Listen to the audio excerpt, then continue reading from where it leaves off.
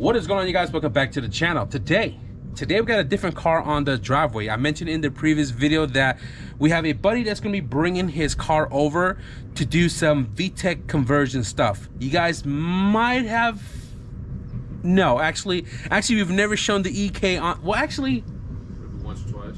Yeah, a long, how many years ago? Been a while, like 6 years maybe. Six plus freaking years ago. You guys might have remembered we did a EF hatchback in the Built to Drive days where we took out the swap and we swapped in a ceiling cam. Yep. And you got rid of the car, and the whole entire setup went to a different chassis. So my homie Bronson brought his EK over here. This thing has an LS turbo in it. This thing ran the 1250 index. 1250s? Yeah, I believe this car was out there at IFO. It was the IFO and Race Wars, and he's finally wanting to do some VTEC to turn the car up. And I think with this video we're not gonna explain everything. I will remember to Dana, put the link to the LS-VTEC conversion video in the description below so you guys can get a more thorough understanding on how to put a VTEC head on your B series setup. So today we got a lot of tasks to do: VTEC conversion, upgrade fuel lines, and fix a little bit stuff here and there with his car,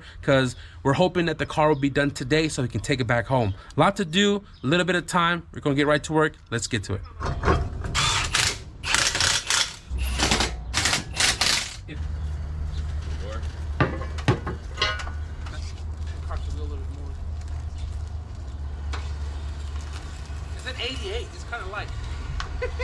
I mean, we ain't got no motor, but shit, that shit's off a lot too. Ooh, that looks good. That is good. All right.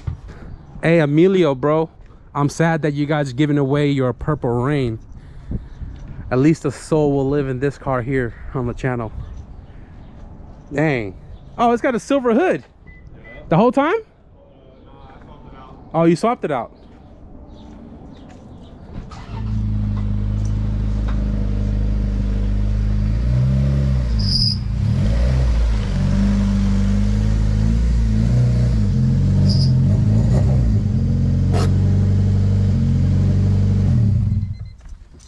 Change of plans a little bit. So I didn't know that Bronson had brought a GSR transmission. You actually didn't bring it, you just made a trade. Yep. He traded a stock LS transmission for a rebuilt GSR transmission. And you guys are probably wondering, straight trade? Yes. Why? It's your cousin. Yeah. Very more suitable for a turbo setup. And I mean, LS transmission is good for a lot of things, but the GSR gearing is what I typically like to run for a boosted setup. So now that he has that transmission here, now if he had it at home, we wouldn't have changed the plan. The plan was just to pull this head off, swap the VTEC head on, do the fuel lines, put the exhaust on, and that's it, right? But now, because he has a transmission here with him, we're gonna pull the whole motor out. If you guys remember Ronald McDonald, Mario's Turbo EK, he came to my house early in the morning. We pulled the entire swap out of the car same day, did all the timing chain tensioner guides, we did the oil pan tap, the new clutch, throw the transmission back on, threw the whole swap back into the car, got it fired over before we started the turbo kit the next day. So I think that is now the game plan. We're gonna yank this entire engine out of the car because it'll just make it easier to do the transmission on top of the cylinder head, all the water pump timing stuff we're gonna be changing out, and we're gonna try to knock all this out today. If you guys remember the OG Tiger with the freaking B series turbo CRV on the channel about 5 years ago, I actually got his built long block because I provided him a K-swap K24A2 with the EP3 trans, and we did that little CRV K-swap build series on his car. His turbo kit, I never knew where it went. I fabricated all the turbo kit for all the B2D guys and for Tyga's CRV, and it turns out Bronson was the one who freaking bought Tyga's old turbo kit. Bro, look, this is all literally my stuff that I did for Tyga. Everything all black, the U on the piping, the same GTX turbo. Yep. Dude, the same GTX turbo still in here. That is freaking crazy to know that it is still within the friends group. But dude, this thing, we're going from an LS non-VTEC unopened engine to an LS-VTEC. What does it make? What? Butt dyno like 300. It makes like 300, and this thing runs the 12.5 index. You guys probably see it right here. This is also a full exhaust car, right? This is full interior. Yeah, so and so full interior. And this thing runs the 12.5. We're doing the VTEC head. You're going to be re-dynoing soon, trying to squeeze a little more out of it to run probably the 11.5 index. And then I think we have a lot of work ahead of us, guys. I'm probably going to put you guys on the laps, and we're just going to get right to work. Let's get to it.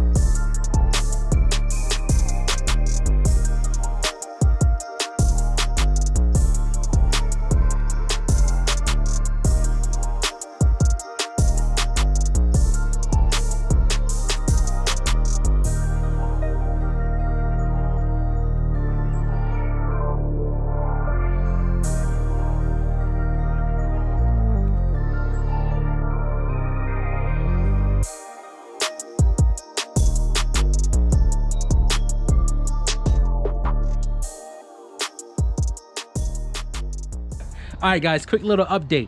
The engine is out of the car. I already pressure washed the engine bay. It looks a ton better. I'll show you guys in a second.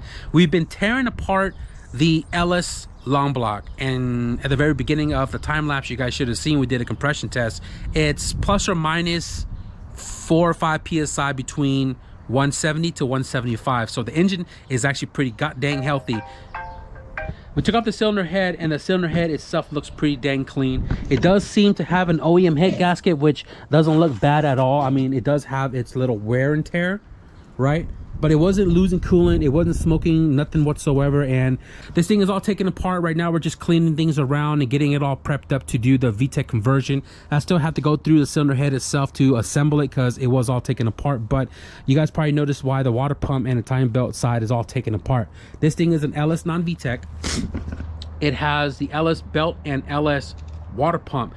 Usually when you go LS-VTEC, B20 VTEC, you want to switch over to a VTEC pump, which has a bigger gear for the water pump, and you switch over to the GSR belt. Why? Because the deck height and cylinder head height is different between like a full LS lamp block and a GSR, where you got to switch over to the GSR belt and water pump combo.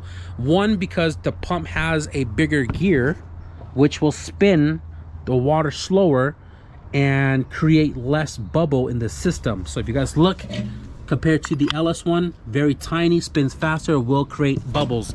Two, the belt is slightly shorter, so when you time the engine, you can actually tension it, because with the LS or the B20 belt on a Frankenstein engine, it'll be still slacked even setting the tensioner, at least from my experience. And that's what we have here. GSR water pump, GSR timing belt right there. This thing has literally like 200 miles on it, and we're gonna start cleaning everything up to get it all ready for the VTEC conversion. Right now we're kind of delayed on the time just a little bit, but once the cylinder head is on, everything should go back in. Engine bay all nicely cleaned up. It was all dusted before. Now it looks a little more purple, because that is the color of the freaking car, right? And we're just trying to get right to it. The cylinder head right here, all taken apart. It has been machined and everything. You took it to the machine shop, so this thing is all freshly out of the machine shop. We just got to reassemble all of the little stuff that's in these bags right here and get it all prepped up, dowel pins and everything. VTEC conversion, the whole 9 is here, guys. Link in the description below on how to thoroughly do an LS-VTEC conversion or B20 VTEC conversion in that video. We're just gonna throw you guys back in the laps, and let's get back to work.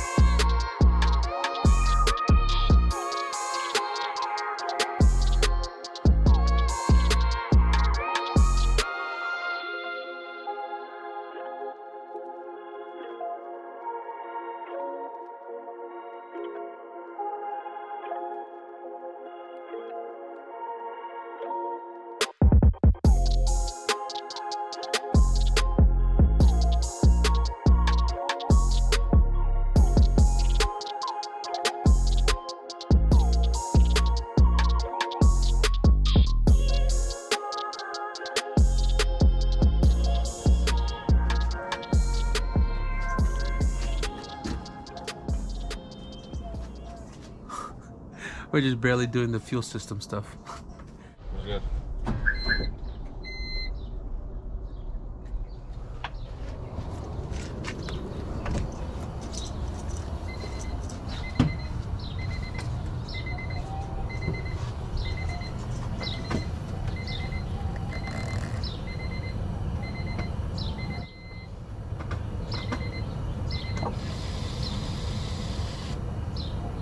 good.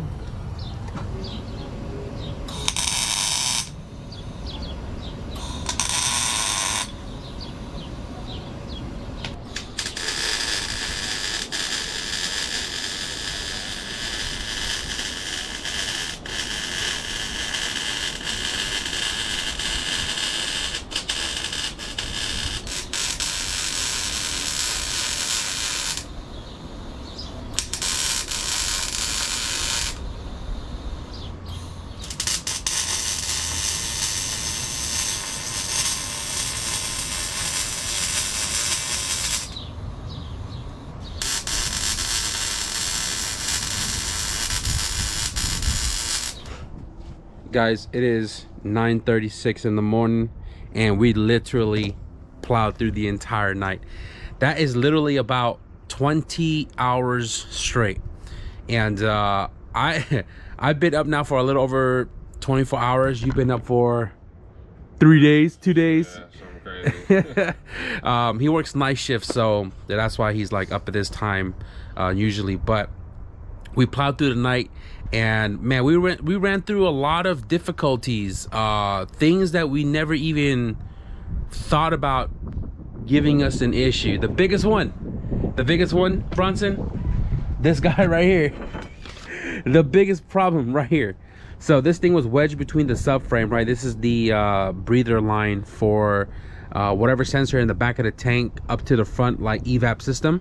And we removed the entire feed return line and whatever this hard line is from underneath the car, because we built the fuel system and everything is its own brand spanking new PTFE line feed and return -8-6.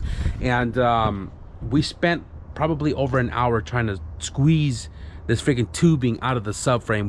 We unbolted the subframe as much as we could to try to pry it down, to squeeze it out, and it just wasn't. It was like a weird S-shaped bend where it just wasn't surpassing the subframe. So after biting, cutting, bending, twisting, flattening the damn tube, or at least whatever was left of it, we finally got it out, and it was already like 4 o'clock, and we were still trying to do the exhaust system, and definitely try to knock out the fuel system as well too, because I don't know if I mentioned at the very beginning of this video, Bronson is not from here. He actually drove quite a bit ways to get here, and we were just trying to knock out the job technically yesterday. But the reason why I didn't really show you guys all the little things about this entire you know, EK like VTEC conversion is because I was teaching him. I've already taught you guys on the channel with a bunch of other specific videos, but Bronson wanted to learn it firsthand. So not only did we, you know,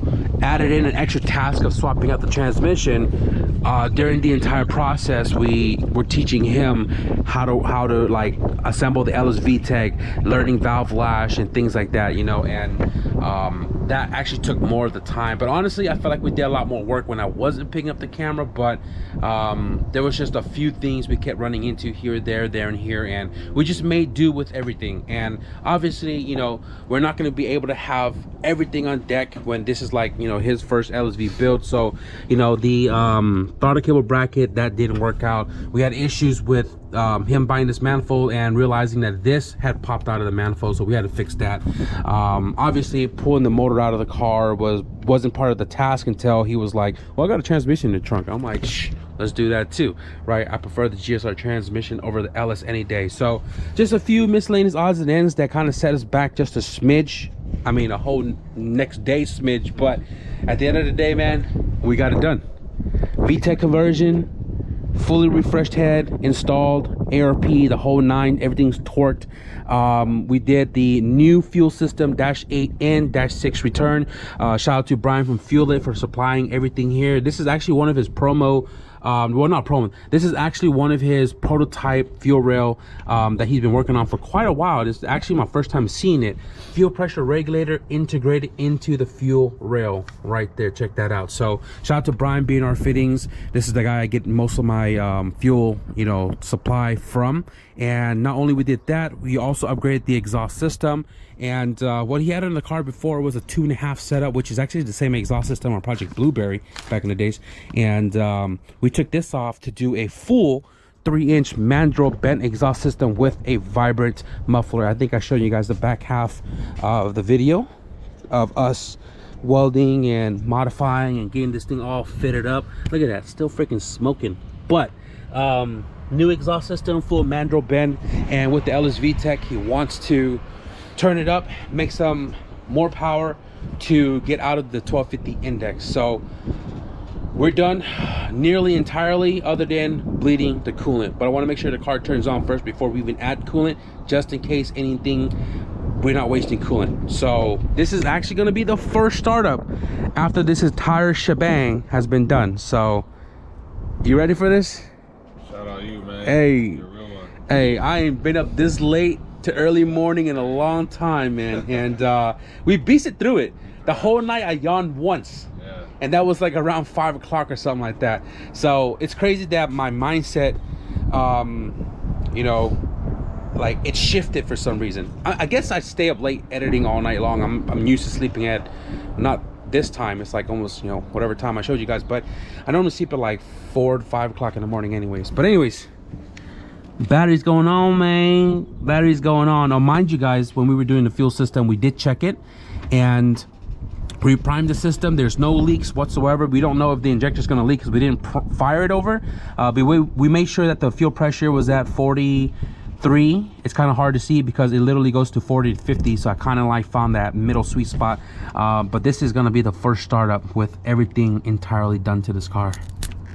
Battery is on. Battery is on. And we already double checked everything like 20,000 times. So realistically, we are ready for this first startup. So I guess we're ready when you are, man. Oh, dude, it just turned right over. What the? Wait, what's wrong? Oh, I swear, guys, we did not even turn this car over one time yet. Literally, that was the first start, and it fired over without hesitation. That's crazy. What the heck, dude? How quiet is it? That's crazy. Full 3-inch downpipe, 3-inch exhaust system to a vibrant black street stealth muffler, and dude, it sounds really good. What valve tick? What valve tick? Yeah, my boy out here did his own valve blast, bro. Hey, LS-V, all said and diddy. I mean, done. I meant to say done. All right. So what we're gonna do right now is we're gonna put some coolant in. Let the car warm up, let it burp, bleed out, and then we're gonna time the distributor. You guys wanna know something pretty insane? We timed this engine, right? And I showed you how to do it. And we put it on full TDC. I've done it the same way for the last like 15 plus years. And I have the timing gun on it right now, and I'm gonna time it, and guess what?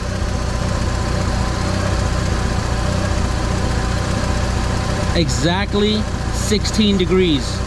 You guys can't see it on the light, but it is exactly 16 degrees without touching distributor or anything. That is crazy. Lock in that distributor.